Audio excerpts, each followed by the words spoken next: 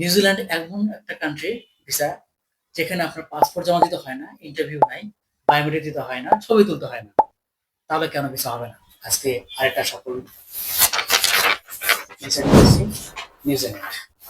যারা নিউজিল্যান্ডে ভিসা করতে যাচ্ছেন, ভাবতেছেন কিভাবে করবেন, কিভাবে আপনারা সফল হবেন, কি কি ডকুমেন্ট লাগবে, কিভাবে করবেন, কোথায় করবেন, তার জন্য আজকে এই ভিডিও শেষ পর্যন্ত দেখবেন। শেষে গুরুত্বপূর্ণ টিপস দিব আপনাদের ভিসা সফল করার জন্য। আসসালামু আলাইকুম, আমি ফেরদৌস, ট্রাভেল ইন্ডিয়া থেকে। আজকে আমরা নিউজিল্যান্ডের কথা বলবো। এর আগে অনেক নিউজিল্যান্ডের কথা বলেছি। আজকে সকলে একটা ভিসা পেয়েছি, তো এই জন্যই ভিডিওটা করা আপনাদের জন্য। নিউজিল্যান্ড আসলে ই ভিসা দেখালাম, এটা আসলে ই ভিসা হয় যেখানে আপনাকে পাসপোর্ট জমা দিতে হয় না, ইন্টারভিউ নাই, বায়োমেট্রিক দিতে হয় না। তো সেই ক্ষেত্রে থাইল্যান্ড, সিঙ্গাপুর, মালয়েশিয়ার মতো ভিসা করা হয়েছে।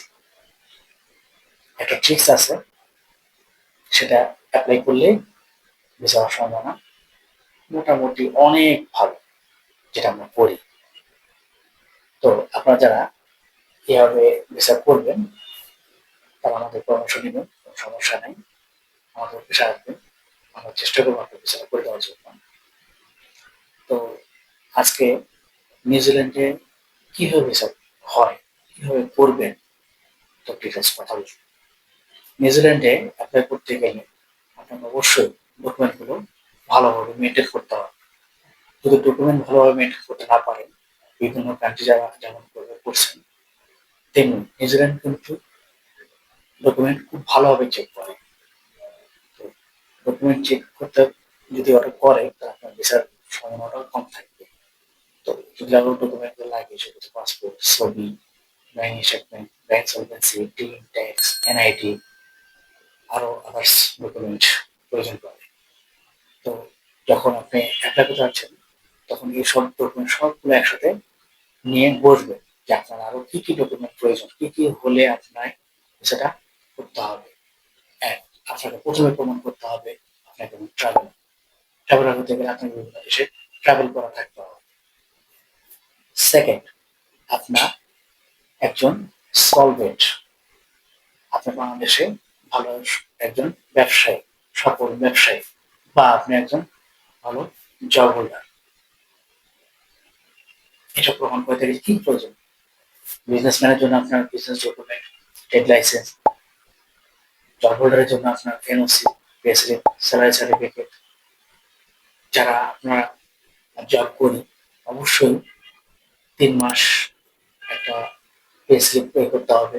3 মাসে 6 মাস দিলে বেটার, যেটা আপনার ব্যাংকে স্যালারি যায় সেটা যেন থাকে উল্লেখ, সাথে আপনার ভিজিটিং কার্ড, এনওসি। তো আপনাদের যারা অন্যান্য সেভিংস অ্যাকাউন্ট আছে, সেগুলোও আপনারা দেওয়ার চেষ্টা করবেন। সেভিংস অ্যাকাউন্ট ছাড়া কিছু হয় না, সেভিংস অ্যাকাউন্টে ব্যালেন্স রাখতে হয়। আপনার সেভিংস অ্যাকাউন্টে যদি পর্যাপ্ত ব্যালেন্স না থাকে, আপনার কিছু হবে না। আপনার সেভিংসে এমন ব্যালেন্স রাখতে হবে, আপনি নিউজিল্যান্ডে যে এসে যেন তার থেকে 3-4 গুণ অ্যামাউন্ট আপনার বেশি থাকে, সেই পরিমাণ আপনার ব্যালেন্সটা আপনার ব্যাংকে রাখতে হবে। আপনার পর্যাপ্ত অ্যাসেট থাকতে হবে। অ্যাসেট থাকতে হবে কেন? আপনি নিউজিল্যান্ডে যাবেন বা বড় একটা কান্ট্রিতে যাবেন, আপনি যে ব্যাক করবেন, কি কারণে ব্যাক করবেন? আপনার বাংলাদেশে কি আছে যে আপনি ব্যাক করবেন? কিছুটা আছে? হ্যাঁ আছে, আমার ফ্যামিলি আছে, বলতে পারেন। আমার বিজনেস আছে, অনেক বড় বিজনেস, যেখানে আপনার ইনকাম হয়, এটা প্রমাণ করে দিতে হবে। আপনার একটা ভালো জব করে, এখানে আপনি ভালো আছেন, এটা আমার প্রমাণ করে দেওয়া। তো এসব প্রমাণ করতে গেলে এসব ডকুমেন্ট প্রয়োজন। তো যারা এইভাবে সকল ডকুমেন্ট মেনটেন করে অ্যাপ্লাই করতে চান, তারা করে। যাদের ডকুমেন্টের শর্ট আছে, কোনো সমস্যা নেই, আমরা হেল্প করব আপনার ডকুমেন্টে ম্যানেজ করে দেওয়ার জন্য, অ্যারেঞ্জ করে দেওয়ার জন্য। তো আপনার আছে আপনাদের সহযোগিতা করার জন্য।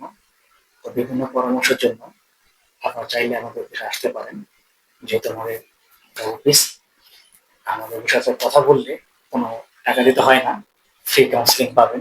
তো কেন আপনারা লুপে নেবেন না, আপনাদের ডকুমেন্টগুলো নিয়ে আসবেন, আমরা দেখে বলতে পারবো যে আপনার ভিসা হওয়ার সম্ভাবনা কিরকম, অ্যানালাইসিস করতে পারবো। তো যারা আমার চ্যানেলে নতুন আছেন তারা সাবস্ক্রাইব করবেন এবং লাইক দিয়ে রাখবেন। অবশ্যই আপনাদের দোয়া থাকবে। আপনারা যারা ভিসা করবেন তার ডকুমেন্টগুলো নিয়ে অবশ্যই আমাদের অফিসে আসবেন। স্ক্রিনে দেওয়া আমাদের নাম্বার থাকবে, স্ক্রিনে নাম্বারে ফোন দিয়ে আসবেন অথবা সরাসরি চলে আসতে পারেন। আমাদের অ্যাড্রেসও দেওয়া থাকবে। নিউজিল্যান্ডের আরো অনেক সাকসেস স্টোরি আমাদের আছে, চাইলে আমাদের চ্যানেলগুলো ভিজিট করতে পারেন। চ্যানেলে অনেক ভিডিও আছে নিউজিল্যান্ডে। তো দেখা হচ্ছে আপনাদের সাথে নেক্সট কোনো এক পর্বে, কোনো এক ভিসার স্টোরি নিয়ে, কোনো এক ভিসার সিক্রেট নিয়ে। তো সিক্রেট এখন কিন্তু বলি নাই। সিক্রেট হলো আপনাদের যারা মধ্যে আপনারা যারা অ্যাপ্লাই করতে যাচ্ছেন, প্রথমত যাদের bank statement, bank solvency, tin tax আছে, তাদের যদি ইনকাম সোর্স ঠিক মতো না থাকে, ইনকামের সাথে এক্সপেন্স যদি মিল না থাকে, তাহলে আপনাদের ভিসা হওয়ার সম্ভাবনা কম। তো যাদের সকল ডকুমেন্ট ঠিকঠাক আছে, ইনকামের সাথে ব্যাংক স্টেটমেন্ট মিল আছে, ট্যাক্সের মিল আছে, তাদের ভিসার সম্ভাবনা বেশি। তো এইসব মেনটেন করবেন। আজ করেন অ্যাপ্লাই, কাল করেন অ্যাপ্লাই, কোনো সমস্যা নাই। But bank, tax, income source, source of fund একটু মেনটেন করে রাখবেন। নিউজিল্যান্ডে আসলে অনেক ক্রাইটেরিয়া ডকুমেন্ট লাগে। সব একটা একটা করে যদি বলি, অনেক ডকুমেন্ট শেষ হবে না।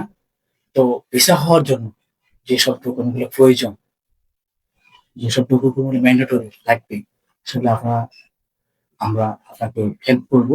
কি কি ডকুমেন্ট লাগবে সেগুলো আপনাদের কাছে অবশ্যই আছে। ট্রাভেল করার ইচ্ছুক তাদের থাকে, তো ট্রাভেল আইডি করছেন, অবশ্যই আছে। তো সকল বিষয় করতে আমাদের সাথে যোগাযোগ করবেন। ইনশাআল্লাহ আমরা চেষ্টা করবো আপনাদের বিষয়টা করে দেওয়ার জন্য।